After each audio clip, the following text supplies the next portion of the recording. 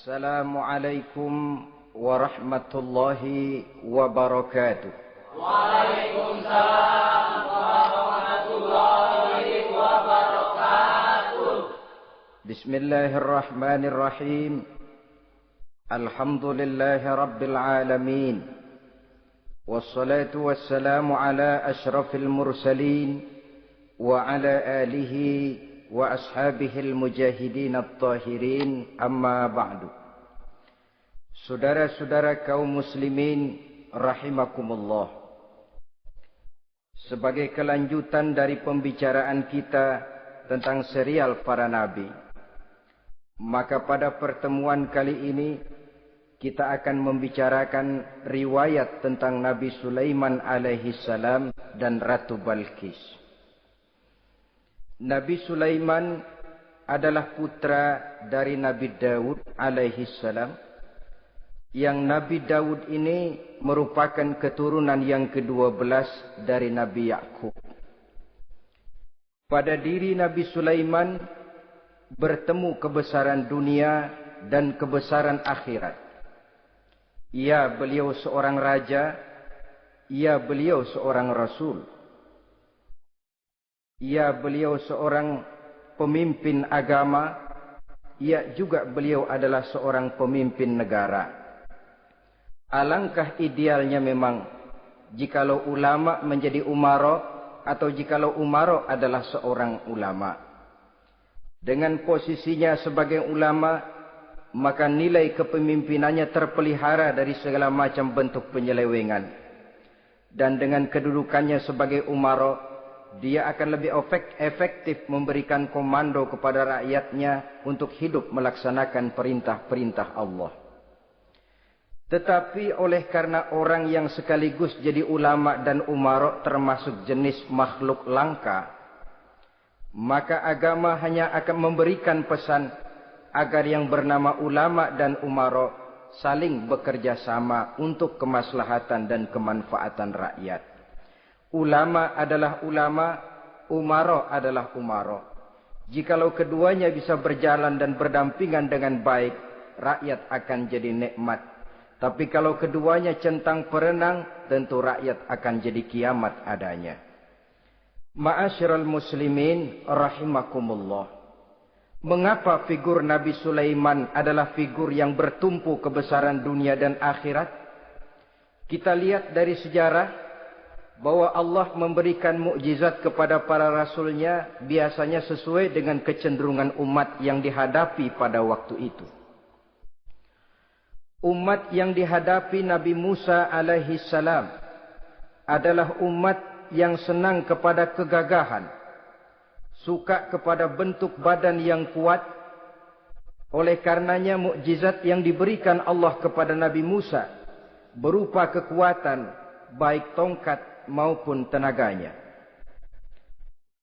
Sebaliknya, umat di zaman Nabi Isa alaihi salam cenderung berbangga dengan kemahirannya di bidang ilmu kedokteran dan ketabiban.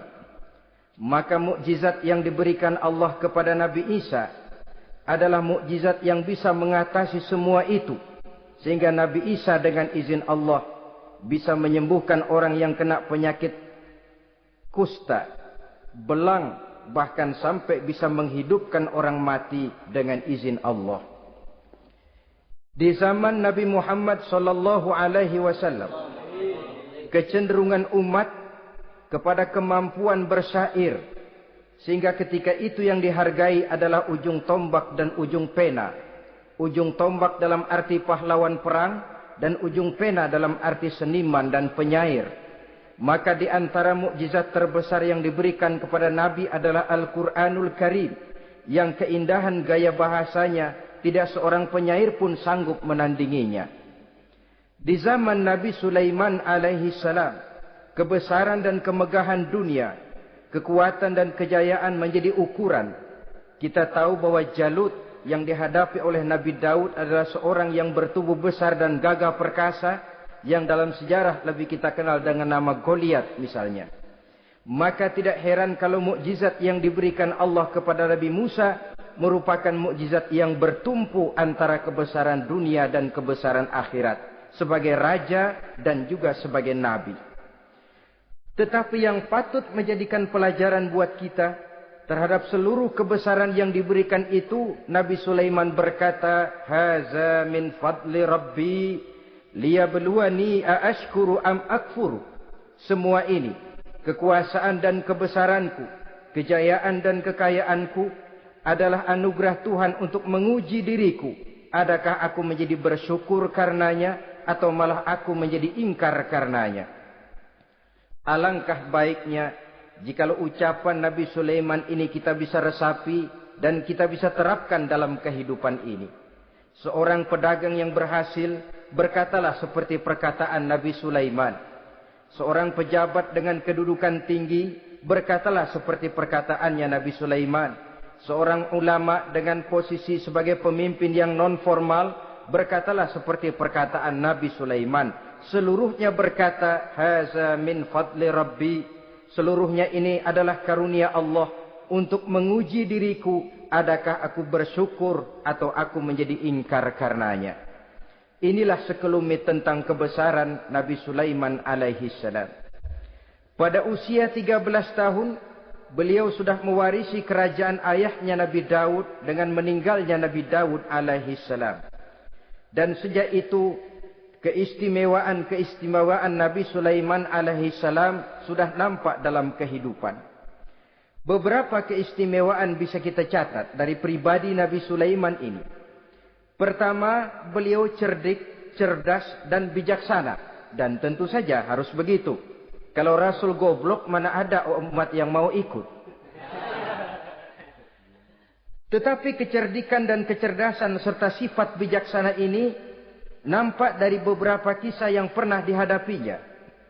Pertama, di saat beliau berumur 11 tahun, ketika itu yang menjadi raja adalah ayahnya Nabi Daud, datang mengadu seorang petani bahwa sawah ladangnya, tanaman-tanaman yang ditanamnya habis dimakan oleh binatang ternak dari tetangga di sebelahnya.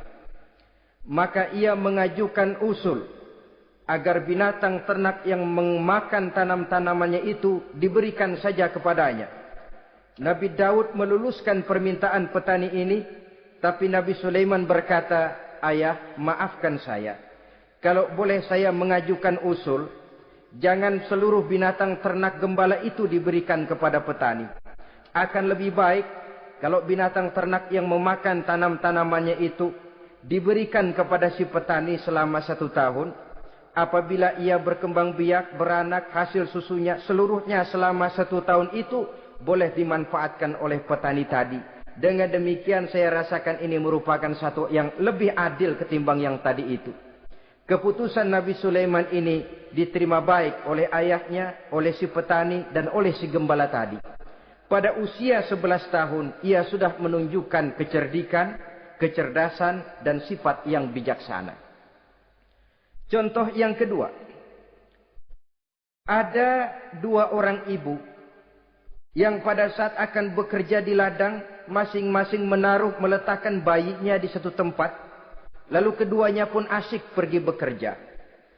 Sedang kedua ibu itu bekerja dengan asyiknya, datanglah seekor serigala, menerkam salah seorang anak bayi tadi, dan kemudian dibawanya. Tinggallah anak bayi seorang. Ketika kedua ibu tadi kembali ke tempat dia meletakkan anaknya, maka keduanya lalu berebut anak yang satu itu. Jadi kasus berebut bayi rupanya memang sudah ada dari dulunya. Yang satu berkata itu anaknya, yang lain mengakui itu pun juga anaknya. Akhirnya keduanya mengadu kepada Nabi Sulaiman. Masing-masing ngotot, tidak ada yang mau mengalah. Akhirnya kata Nabi Sulaiman, "Kalau kamu berdua tidak ada yang mau mengalah, sudahlah begini saja. Berikan bayi itu kepada saya, akan saya belah 2 supaya adil. Masing-masing kamu bawa sarang sepotong." Ibu yang seorang berbinar matanya, kelihatannya gembira dengan keputusan itu. "Saya setuju Nabi Sulaiman, ini keputusan yang sangat adil. Betul, belah 2 saja bayi itu." Tapi ibu yang seorang malah berurai air matanya, membasahi pipinya. "Ya Sulaiman, daripada Tuhan belah dua anak itu, biarlah berikan saja kepada ibu yang mengaku tadi itu. Tidak sampai hati saya melihat anak yang begini ini harus menjadi korban. Biarlah dia diasuh oleh ibu yang mengakuinya tadi, asal dia tetap hidup." Nabi Sulaiman tersenyum, lalu berkata kepada ibu yang berurai air mata tadi, "Ambillah anak ini, Bu, karena ia memang benar anak ibu. Sebab sekejam-kejamnya hati seorang ibu tidak akan sampai melihat anaknya dibelah dua. Adapun engkau ibu yang gembira, engkau sesungguhnya ibu yang kurang ajar. Cuma sekedar ngaku-ngaku, buktinya anak mau dibelah dua kamu setuju. Ibu macam apa kamu anak dibelah dua setuju?" Akhirnya ibu yang satu itu menerima hukuman yang setimpal karena mengakui sesuatu yang bukan haknya. Di sini kita lihat kebijaksanaan yang dimiliki oleh Nabi Sulaiman alaihi salam. Bukti yang ketiga. Pada waktu beliau mengadakan jihad fi sabilillah, beliau mengadakan mobilisasi dana. Tidak cuma manusia, binatang seluruhnya ikut memberikan sumbangan. Ketika datang gajah, gajah nyumbang kerbau. Datang kerbau, kerbau nyumbang kambing. Datang kambing, kambing nyumbang ayam.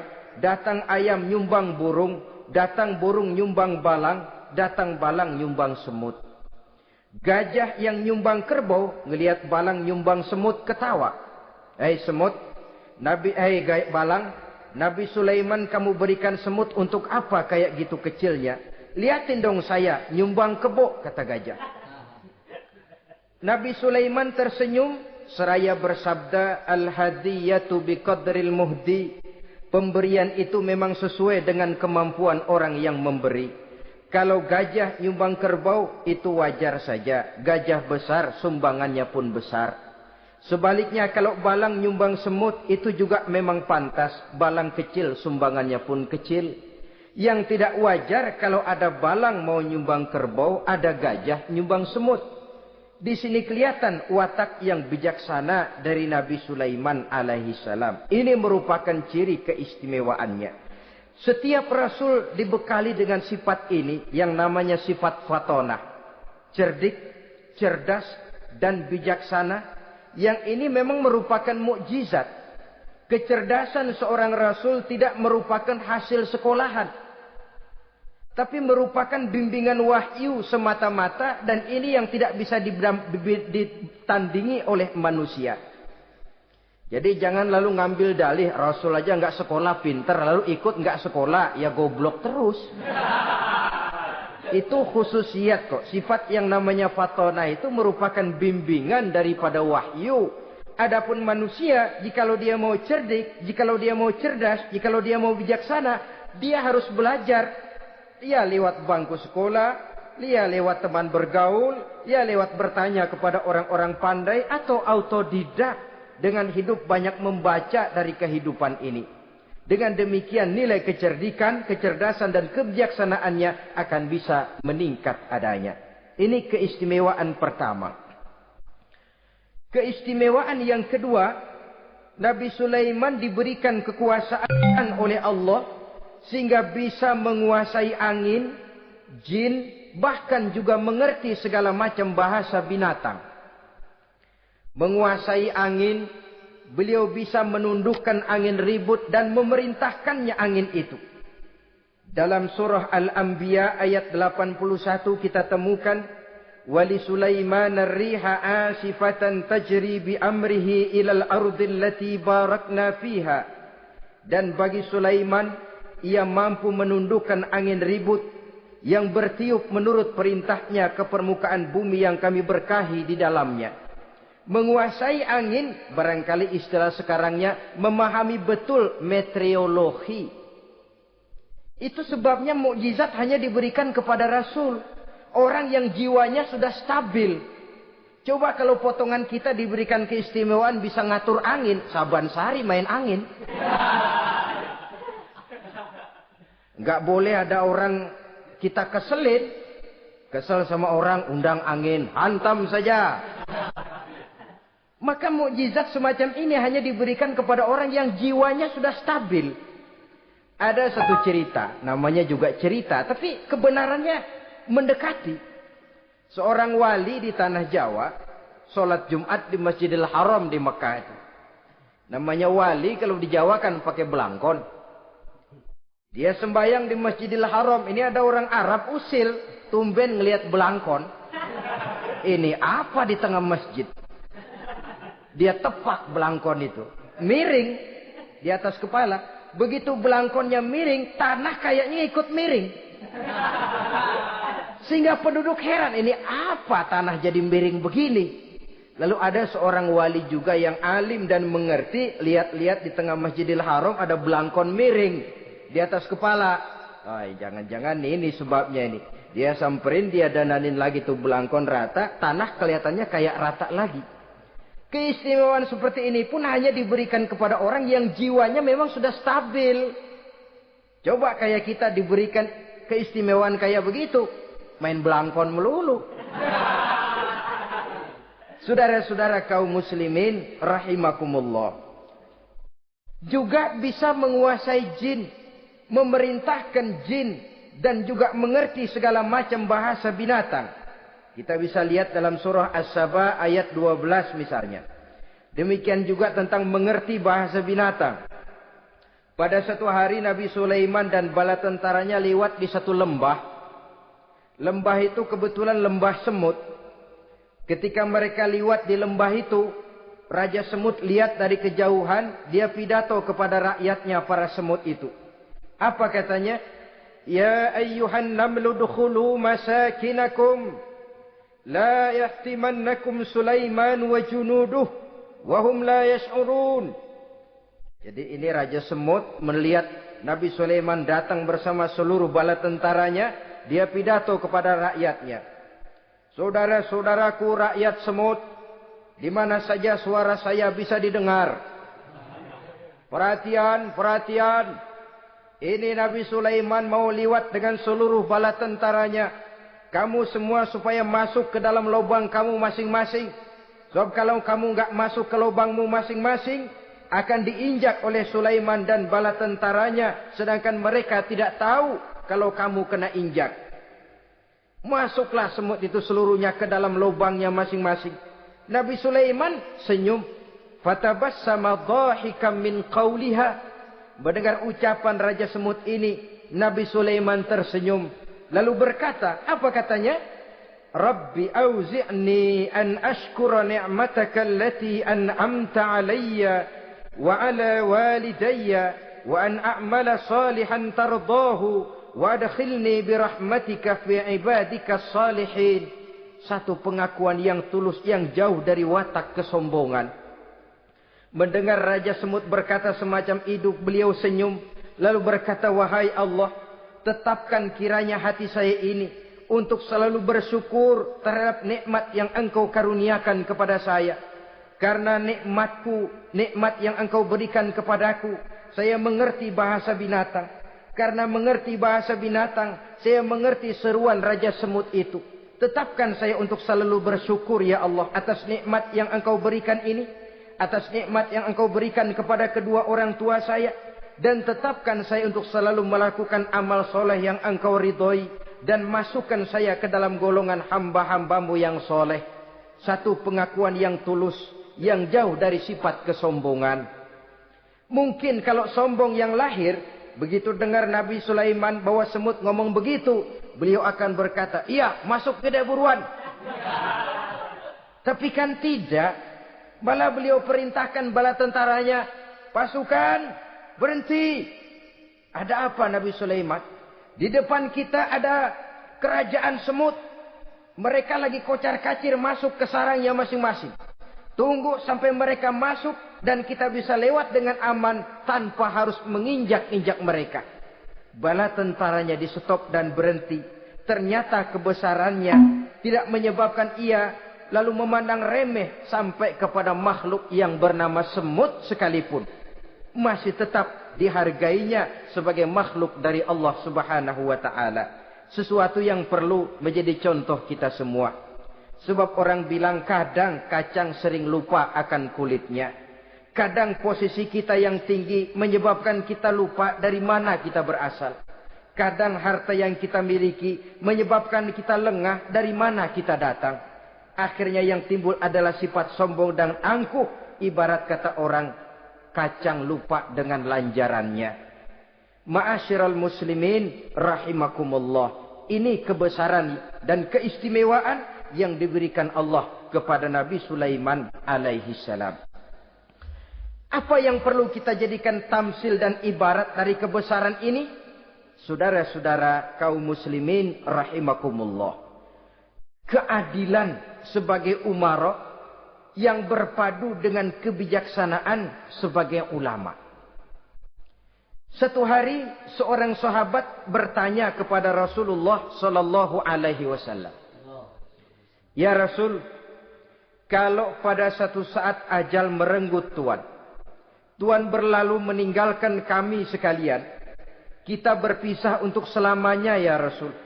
Dalam kondisi semacam itu, azahrul ardi khairul lana ambatniha. Mana yang lebih baik ya Rasul buat kami kalau sudah ditinggalkan oleh Tuhan? Permukaan bumi atau perut bumi yang lebih baik? Ini pertanyaan dengan bahasa kinayah. Permukaan bumi maksudnya hidup. Perut bumi maksudnya mati. Orang kalau sudah masuk ke perut bumi kan habis. Ya Rasul, kalau engkau sudah tidak ada meninggalkan kami semua, mana yang lebih baik buat kami, hidup atau mati? Bukan main pertanyaan ini. Di satu sisi menggambarkan cintanya sahabat kepada Nabi. Sehingga kalau tidak bisa mati bersamaan, biarlah mati beriring saja. Di lain pihak juga mencerminkan bingungnya sahabat kalau sudah ditinggalkan oleh Rasul. Atas pertanyaan ini apa jawab Rasul? Kamu enggak usah khawatir. Walaupun aku sudah tidak ada, kembali ke hadratullah azza wa jalla, meninggalkan kamu semua, kamu tidak usah bingung. Dengan syarat, idza kana umara'ukum khiyarukum wa amrukum syura bainakum wa aghniyaukum askhiyaukum fa zahrul ardi khairul lakum min batniha. Kalau saja para umara, kalau saja pemimpin-pemimpin kamu adalah orang-orang yang terbaik di antara kamu, dan seluruh persoalan yang kamu hadapi dapat kamu musyawarahkan dengan baik, lalu orang-orang kaya di antaramu adalah orang-orang yang dermawan, ketika itu walaupun aku sudah tidak ada, hidup lebih baik daripada mati. Permukaan bumi lebih baik daripada perut bumi. Dengan catatan tiga tadi. Pemimpinmu orang yang terbaik di antara kamu. Segala persoalan kamu musyawarahkan. Dan orang kayamu orang dermawan. Walaupun aku tidak ada, hidup lebih baik daripada mati. Tapi sebaliknya kata Nabi, idza kana umara'ukum syirarukum. Kalau umara'mu, pemimpin-pemimpinmu adalah orang-orang yang terjahat di antara kamu.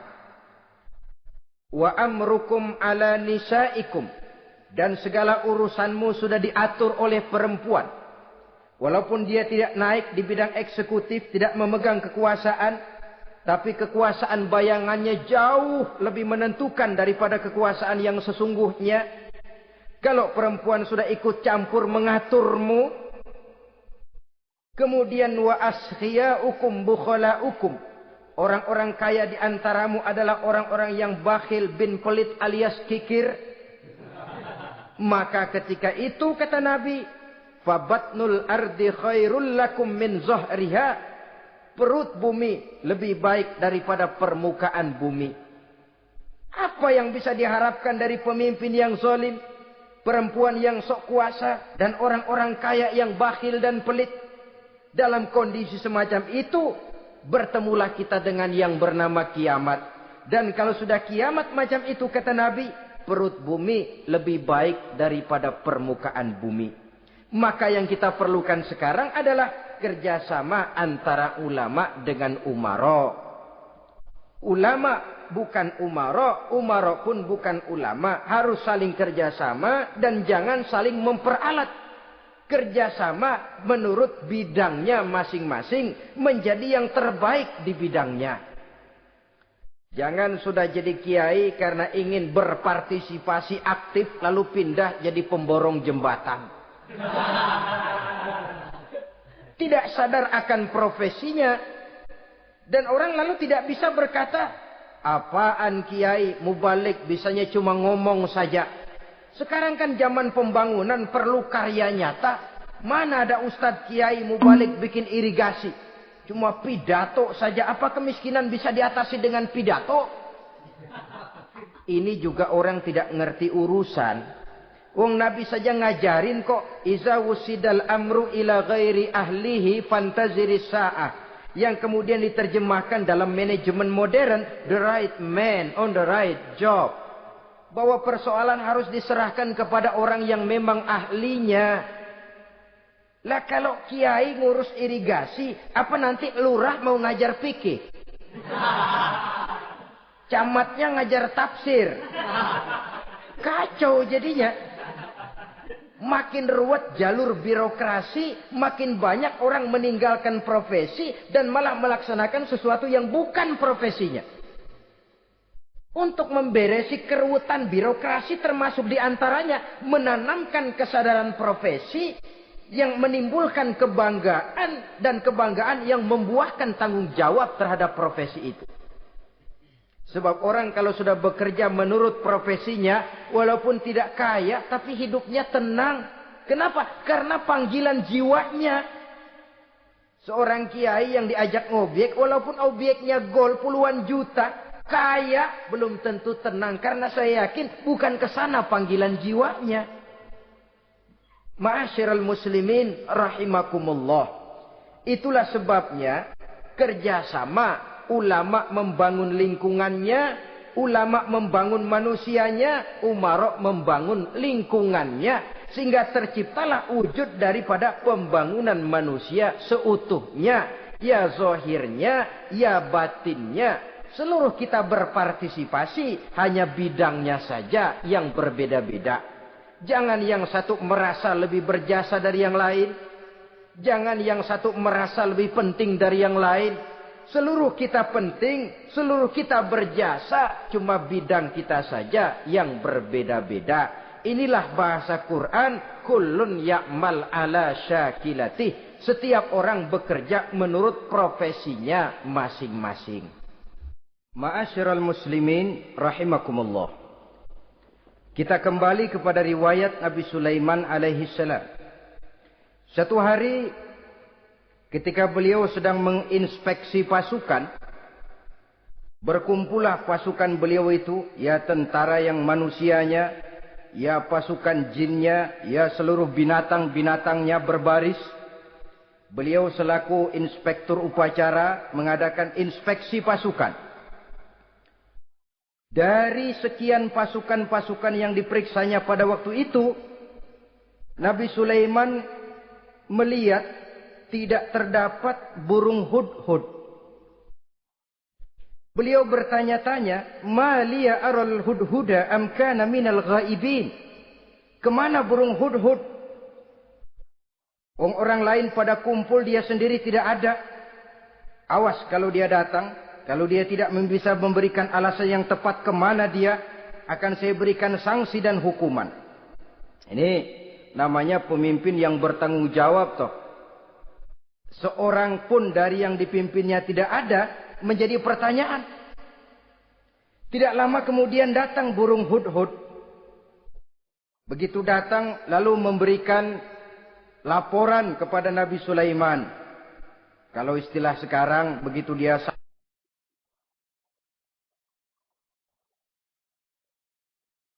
sampai berdiri hormat, lapor, kata hudhud ini.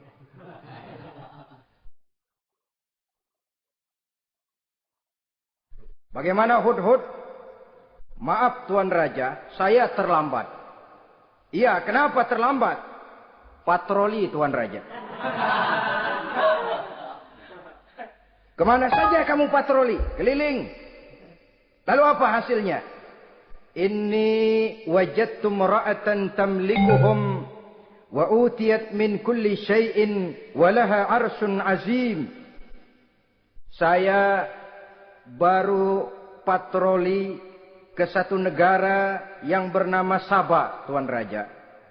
Sabah, saudara tahu Sabah? Di mana itu? Dekat ibu kota Yaman sekarang. Di sana Tuan Raja, kata Hudhud ini, wajadtu imra'atan tamlikuhum. Yang jadi raja perempuan. Kalau Tuan raja besar, Tuan orang laki. Ayah Tuan raja besar, Nabi Daud, laki. Ini mah model Tuan Raja. Orangnya rajanya raja besar tapi perempuan. Tumben saya ngelihat ada raja perempuan. Kerajaannya begitu besar. Begitu. Iya.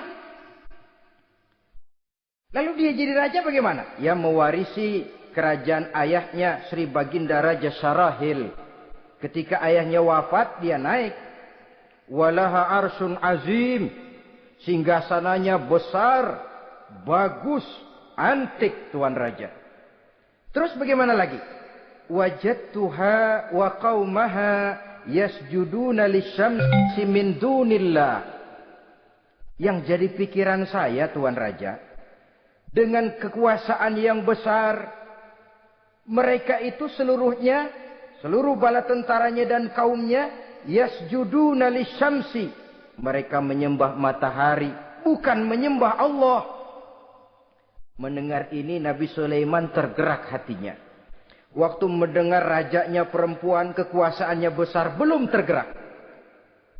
Tapi ketika sampai kepada yasjuduna lisyamsi, mereka sujud kepada matahari, di situ pribadi seorang rasulnya tergerak.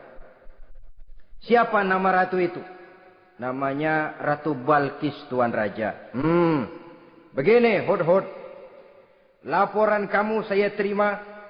Alasan kamu datang terlambat bisa dipertanggungjawabkan. Kamu tidak kena hukuman. Cuma begini saja Hudhud. Karena kamu yang laporan, kamu yang tahu lokasi negaranya, kamu yang harus melaksanakan tugas ini. Apa Tuan Raja? Idhab bi kitabi hadza fa'alqih ilaihim. Kamu berangkat lagi ke negeri Sabah, bawa surat saya, berikan kepada mereka. Thumma tawalla anhum. Kemudian kamu berpaling dari mereka, tapi jangan pulang. Fanzur madza yarji'un. Lihat apa reaksi mereka setelah menerima surat ini. Baik Tuan Raja, baik. Nabi Sulaiman menulis sepucuk surat kepada Ratu Balkis. Dan surat itu dibawa oleh burung Hudhud tadi. Terbanglah si burung Hudhud ini ke negeri Sabah. Masuk ke istana Ratu Balkis. Dan surat itu jatuh di kamar Ratu Balkis. Diambil surat tadi. Kemudian dibaca. Apa isi suratnya? Innahu min Sulaiman. Wa innahu bismillahirrahmanirrahim. Alla ta'lu alayya. Wa'tuni muslimin. Surat ini dari Sulaiman. Bismillahirrahmanirrahim. Jangan kamu merasa lebih tinggi dari aku. Datanglah kepadaku dan masuk ke dalam agama Islam. Suratnya singkat, padat, ultimatum. Jadi enggak pakai bahasa kembang, enggak pakai bahasa basi, langsung kepada isi. Surat ini dari Sulaiman. Bismillahirrahmanirrahim. Jangan kamu merasa lebih tinggi dari aku. Datanglah kepadaku dan masuklah ke dalam agama Islam. Ini yang disebut dakwah langsung tanpa pakai kembang. Saudara-saudara, menerima surat semacam ini, Ratu Balkis lalu ngumpulin para pembantu kerajaan, aparat pemerintah lah zaman sekarang. Termasuk menteri-menteri. Dipanggil sidang darurat di istana Ratu Balkis membahas datangnya surat dari Nabi Sulaiman alaihissalam.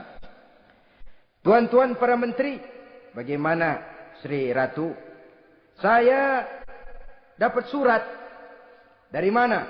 Dari Sulaiman. Katanya apa? Jangan kamu merasa lebih hebat dan lebih tinggi dariku. Datanglah kemari dan masuklah ke dalam agama Islam. Menurut pendapat tuan-tuan menteri, bagaimana surat ini? Apa kita penuhin permintaannya? Kita datang rame-rame masuk Islam? Oh, kata menteri, jangan dulu tuanku. Gengsi dong. Kita ini kan kerajaan besar. Tentara kita gagah. Masa mau menyerah tanpa syarat? Soal nanti kita kalah atau menang itu soal lain, Tuan Perdana Menteri, Tuan Ratu. Tapi bahwa kita punya harga diri itu harus kita tunjukkan lebih dulu. Jadi menurut Tuan Menteri bagaimana? Kami sih nunggu komando Tuan Putri saja. Artinya, kalau boleh, perang saja. Cuma mau duluin, takut dikira nyelongcong. Kami sih gimana komando Tuan Ratu saja. Tuan komandokan berangkat, kami segera berangkat. Terserah Tuan Putri, kami seluruhnya loyal, taat dan setia menunggu titah dari Sri Paduka Ratu. Terima kasih para menteriku. Soal kesetiaanmu saya tidak meragukan. Tapi perang dimanapun selalu membawa kerugian. Kita menang, rugi, tentu jatuh korban. Apalagi kalau kita kalah. Dan raja-raja yang mengalahkan negeri-negeri lain selalu membawa kehinaan kepada negeri yang dikalahkannya. Jadi bagaimana? Sekarang begini saja. Kita ambil jalan tengah. Lalu diplomasi dulu. Diplomasi macam apa Tuan Ratu? Kita kirim utusan kepada Nabi Sulaiman. Dari sana nanti kita lihat reaksinya. Saya memang selama ini sudah dengar siapa itu Nabi Sulaiman. Katanya orangnya masih muda, masih bujangan, bijaksana, kekuasaannya besar, tentaranya hebat. Cuma kan baru berita, kita cek. Jadi diplomasi macam apa Tuan Ratu? Kita kirim utusan kepada Raja Sulaiman. Kita bawakan hadiah-hadiahnya. Yang mahal-mahal, mewah-mewah, menarik. Pokoknya yang terbaik di negeri kita, berikan kepadanya. Lihat reaksinya. Kalau dia tergiur dengan hadiah itu, dia raja. Bukan nabi. Tapi kalau dia menolak hadiah itu, dia memang nabi. Dan apa reaksi kita nanti tergantung sikap Nabi Sulaiman. Aha, kalau begitu setujulah Ratu. Itu memang bijaksana. Diplomasi dulu. Iya, jangan datang-datang main perang aja loh. Perang sih gampang. Tapi ini kan ada meja perundingan. Sepanjang masih kita bisa menempuh jalan damai, damai saja dulu. Baik, maka diaturlah satu barisan diplomasi untuk menuju Palestina, kerajaan Nabi Sulaiman alaihi salam. Rombongan terdiri dari 500 orang laki-laki dan 500 orang perempuan. Yang laki ganteng, yang perempuan cantik. Yang laki dikendarai dengan kuda-kuda pilihan. Dan yang perempuan dikendarai dengan keledai-keledai pilihan. Kuda dan keledai pun dihiasi begitu rupa. Pelanaknya yang terbagus dilapis dengan sutra. Sedangkan bawaan-bawaannya tidak lain daripada intan, berlian, mutiara, jamrud, yakut, kesturi. Yang dilapis dengan sutra tenun yang asli. Pendeknya hadiah yang serba wah. Dan rombongan ini dipimpin oleh seorang diplomat ulung dari negeri Sabah bernama Munzir bin Amru. Ini ahli diplomasi dari negeri Sabah. Dipesanlah oleh Ratu Balkis, kalau datang nanti kamu ke negeri Sulaiman, sikapmu harus begini, begini dan segala macam. Ditatar dulu. Sebab ini mau diplomasi tingkat tinggi. Baik Sri Ratu. Nah, sudah mendengar perundingan ini, burung hudhud pulang ke negeri Nabi Sulaiman. Apel lagi, lapor Tuan Raja. Bagaimana hudhud? Sikapnya mereka akan mengutus utusan dengan membawa berbagai macam hadiah untuk datang ke negeri kita. Baik. Nabi Sulaiman kumpulkan tentaranya, terutama para jin. Hei tentaraku, khususnya kalian para jin. Akan datang rombongan tamu besar ke negeri kita. Maka mulai saat ini saya komandokan. Kamu bangun satu istana yang megah. yang belum pernah ada dalam waktu yang relatif singkat. Dan lantai daripada istana itu harus dilapisi dengan kaca-kaca tebal yang bening. Bawahnya diisi dengan air, diisi dengan ikan-ikan hias yang indah-indah. Baik Tuan Raja. Maka tentara Nabi Sulaiman sejak manusia sampai binatang sampai jin, semuanya kerja bakti membangun istana yang megah. Sehingga sebelum rombongan kerajaan Sabah ini sampai, istana sudah selesai. Mereka masuk ke dalam istana Nabi Sulaiman. Begitu melihat lantainya gemerlapan air, masing-masing pada ngangkat kain. Takut kainnya basah. Waduh, ini istana kebanjiran begini pikiran. Kata Nabi Sulaiman, nggak usah diangkat kainnya, nggak usah. Ini dilapis kaca, cuma bawahnya memang kolam. Kolamnya berisi ikan. Oh, bengong. Bengong. Bengong aja pada melongo mulutnya. Saudara-saudara, jadi persis orang yang tinggal di puncak gunung datang ke tengah-tengah kota. Kan noraknya minta ampun. Apaan aja ditunjuk. Apaan aja dilihat, apaan aja ditunjuk. Ini ya, itu ya, wah. Wah, sudah semuanya serba wah. Jadi kalau istilah tingkat diplomasinya, mereka sudah kalah mental. Dan itu sudah kemenangan pertama dari Nabi Sulaiman. Sudah shock.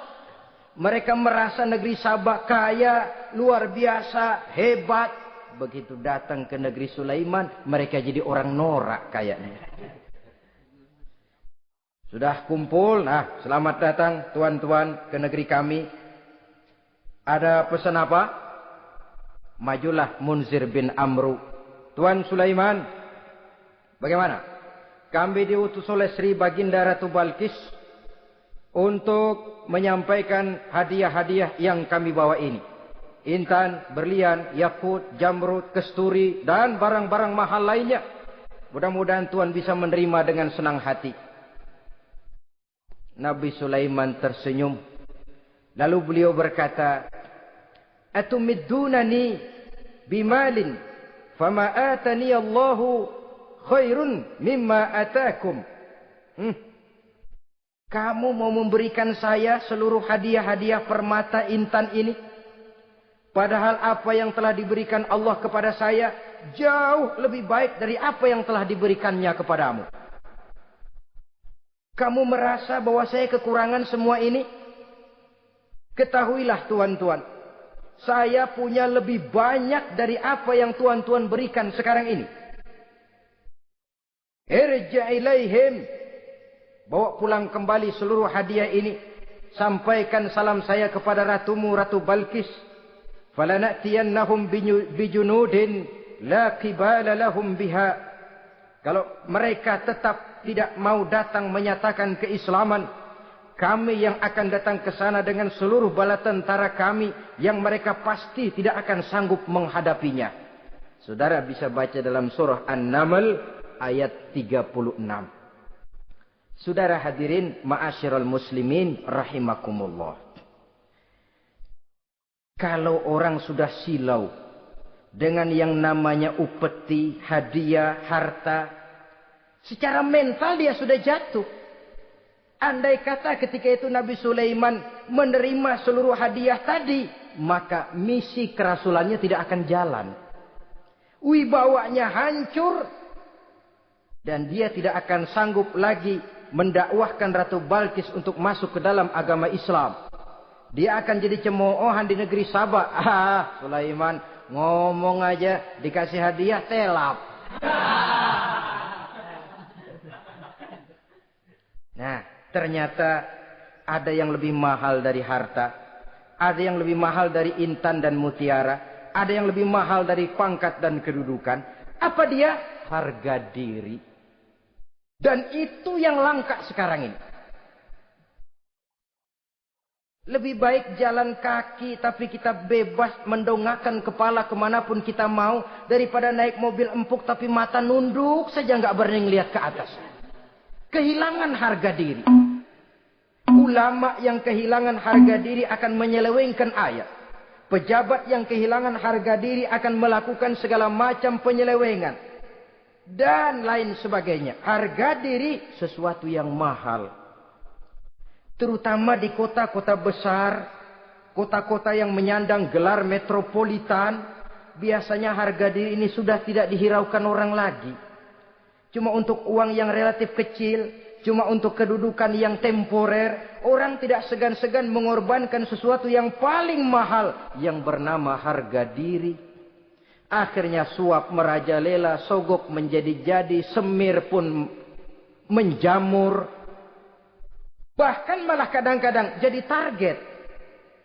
Sehingga ada pernah berita jabatan wakil gubernur katanya dikomersilkan. Siapa yang bisa memberikan sekian puluh juta dia akan naik. Ini kalau sudah begini ya salam. Orang itu kalau memperoleh satu jabatan karena mengeluarkan banyak uang. Percayalah saudara, begitu dia naik ke jabatan itu, langkah pertama yang dia lakukan, bagaimana supaya uangnya bisa kembali. Bukan bagaimana bekerja sebaik-baiknya. Bukan bagaimana mensejahterakan rakyat sebaik-baiknya. Karena dia merasa naik jabatan banyak mengeluarkan uang, setelah dia naik, gimana supaya pulang modal dulu. Lebihnya kalau ada, baru bekerja buat rakyat, itu pun kalau nggak keburu pensiun. Kadang-kadang malah lebih celaka lagi. Kalau sudah mau pensiun baru bikin pemutihan. Wah saya baru rajin iktikaf di masjid. Pergi haji. Kenapa? Udah pensiun. Tapi waktu masih aktif. Tanda tangan masih laku. Nota masih dihargai. Kata belece masih berwibawa. Lupa berbuat untuk hari depan dirinya sendiri. Yaitu akhiratnya. Konon lagi untuk umat dan agamanya. Jadi untuk mengabdi, berbuat baik kepada umat, berkhidmat kepada agama, iktikaf di masjid, tuan-tuan, tidak usahlah nunggu sampai pensiun. Manfaatkan posisi yang tuan-tuan punya sekarang ini untuk beribadah dengan sebaik-baiknya. Itu pun masih bersyukur, masih bisa mengadakan pemutihan daripada tidak sama sekali. Cuma alangkah akan lebih efektifnya lagi kalau itu diawali pada saat kita masih mempunyai posisi kunci. Ini reaksi Sulaiman, saudara-saudara. Diberikan hadiah yang mahal, atau midunani bimalin. Kamu mau nyogok saya dengan hadiah ini? Yang diberikan Allah lebih hebat dari yang kau bawa sekarang ini. Apa yang saya cari? Oleh Allah saya telah diberikan sesuatu yang lebih besar dari yang kau bawa. Sudah, bawa pulang saja. Sampaikan salam kepada ratumu. Kalau dia tetap ngotot tidak mau kemari, saya yang akan datang ke sana dengan seluruh bala tentara yang saya yakin sampean akan kewalahan ngadepinya. Pulang, sampaikan salam saya, bawa seluruh hartamu. Diplomasi tahap pertama menang total. Utusan Raja Sabah sudah kalah mental, kalah juga fisik. Pulanglah mereka dengan membawa kembali seluruh hadiah yang mereka ingin sampaikan tadi. Bisa dibayangkan mentalnya itu. Ya. Sama juga kita sudah punya niat ingin menyogok seseorang. Tahu-tahu yang mau disogok nggak nerima. Pulang kayaknya muka kan belipet.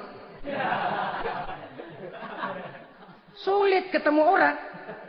Jadi perasaan kita orang pada ngetawain aja. Padahal orang mah nggak tahu persoalannya. Itu sikap mental sendiri itu. Jadi memang saudara-saudara ini berkaitan. Walaupun yang mau nyogok banyak, kalau yang disogok nggak mau, nggak jadi.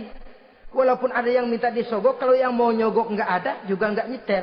Lah ini nyetel, yang mau nyogok banyak, yang disogok pun ada. Jadilah perbuatan itu. Ma'asyiral muslimin rahimakumullah. Sampai mereka di kerajaan Sabah, mereka ceritakan itu. Ratu Balkis bengong. Ternyata yang saya dengar selama ini memang benar rupanya. Sulaiman bukan cuma raja, tapi juga rasul. Bukan cuma pemimpin negara, tapi juga pemimpin agama. Lalu bagaimana, saudara ratu? biar saya pikir-pikir dulu. Pikir. Bagaimana ya? Sudahlah, begini saja. Kita sekarang berangkat ke negeri Nabi Sulaiman. Saya yang akan langsung memimpin rombongan. Ada 2 tujuan Ratu Balkis sebenarnya. Tujuan pertama ingin melihat dengan mata kepala sendiri kebesaran Sulaiman yang selama ini dia cuma dengar beritanya saja. Yang kedua, ada udang di balik batu. Kalau setelah Nabi Sulaiman nanti melihat kecantikan Ratu Balkis ini, dia bisa fly. Nah, istilah anak sekarang, dia bisa fly. Nah, siapa tahu kan karena kecantikannya Nabi Sulaiman lalu jatuh hati dan Dewi Amor pun bicara. Nanti bila mata bertemu mata, bibir ikut senyum, hati berdetak. Maka terjadilah magnet-magnet saling bersentuhan, percintaan tingkat tinggi. Kan lumayan dapat suami, dapat pacar seorang raja besar. Jadi dengan harapan ini berangkatlah Ratu Balkis ke negeri Nabi Sulaiman. Hud lapor lagi. Lapor. Bagaimana Hud? Ini Ratu Balkis yang mimpin sekarang. Baik, kita siap-siap. Begini saja, kata Nabi Sulaiman. Siapa yang bisa bawa singgasana Ratu Balkis ke sini? Jin Ifrit tampil. Saya. Berapa lama kamu perlukan untuk membawa singgasana Ratu Balkis kemari? Sebelum Tuan bangun dari tempat duduk, itu singgasana sudah bisa sampai kemari, Tuan Raja. Bagus. Ada yang bisa lebih cepat? Saya, kata seorang ulama. Berapa lama? Sebelum Tuan kedip. Asal Tuan kedip, Tuan melek lagi, singgasana sudah sampai di sini. Baik, kerjakan. Dalam waktu sekejap itu singgasana Ratu Balkis sudah sampai di istana Nabi Sulaiman. Pasang di sini, biar dia dudukin nanti. Rubah sedikit biar dia nggak kenalin. Dirombak sedemikian rupa. Masuk Ratu Balkis ke istana Nabi Sulaiman. Terjadilah kemudian di perundingan semacam tingkat tinggi antara raja dengan raja. Bagaimana Tuan Ratu Balkis? Iya, Tuan Sulaiman. Iya, bagaimana? Saya kagum dengan kebesaran Tuan. Bukan kebesaran saya. Seluruhnya ini adalah karunia Allah kepada saya. Saya dengar Tuan menyembah matahari. Padahal matahari tidak pernah memberikan apa yang Tuan kehendaki. Matahari tidak pernah menciptakan Tuan. Adalah lebih baik Tuan menyembah yang menciptakan matahari daripada menyembah matahari itu sendiri. Nabi Sulaiman, bagaimana kalau kita mengadakan ya sambil berunding, sambil lobbying istilah sekarang. Baik, lobbying pun jadi. Berjalanlah meninjau seluruh pelosok istana Nabi Sulaiman alaihi salam. Seperti halnya bala tentaranya, Ratu Balkis juga sampai di lantai kaca, angkat kain. Kata Nabi Sulaiman, jangan diangkat tuh kain. Ini bukan air, istana kaca. Bukan main kebesaran kamu. Melihat begitu kebesaran Nabi Sulaiman, Ratu Balkis yang niatnya sementara mau melontarkan diplomasi asmara, lupa. Lalu apa katanya? Rabbi inni zolamtu nafsi. Ya Allah, selama ini saya benar-benar telah zolim kepada diri saya. Begitu banyak nikmat yang engkau berikan kepada saya. Saya jadi ratu dengan kekuasaan yang besar, mewarisi kebesaran ayah. Dengan kerajaan dan bala tentara yang gagah perkasa. Bukan saya bersyukur kepadamu, malah saya menyembah matahari. Inni zolamtu nafsi. Sungguh saya telah zolim kepada diri saya. Maka mulai sejak saat ini, aslamtu ma'a Sulaiman lillahi rabbil alamin. Mulai sejak saat ini ya Allah, saya nyatakan diri, saya masuk Islam, bertuhankan Allah Rabbul Alamin. Saya tunduk kepada Nabi Sulaiman alaihi salam.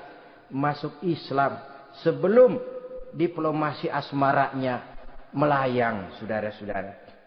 Sudah masuk Islam? Sudah. Nah, Ratu Balkis sekarang bagaimana? Ya Nabi Sulaiman, kalau saya masuk Islam, apakah kerajaan saya akan tunduk dan diatur oleh kerajaan Tuhan? Tidak. Kamu persilakan pulang ke kerajaanmu. Atur negerimu menurut cara yang kamu mau, asal sesuai dengan perintah Allah. Saya bukan penjajah. Saya cuma mengajak kamu ke dalam Islam. Saya tidak ingin meluaskan wilayah saya. Asal kamu sudah masuk Islam, tugas sudah saya jalankan. Perkara kerajaanmu, kau pulang, kau atur dan kau tetap jadi raja. Jangan merasa kalau sudah masuk Islam lalu kerajaanmu saya caplok. Islam bukan penjajah Ratu Balkis. Baiklah Nabi Sulaiman, saya tahu. Tapi untuk melanggengkan kerjasama antara kerajaan Sabak dengan kerajaan Tuhan, caranya bagaimana? Mulai ngojok-ngojok. Dia nggak bilang lu demen aja deh sama gue. Enggak. Cuma untuk jangka panjang. Jangka panjangnya Sulaiman. Supaya kita tetap bisa kerjasama, caranya bagaimana?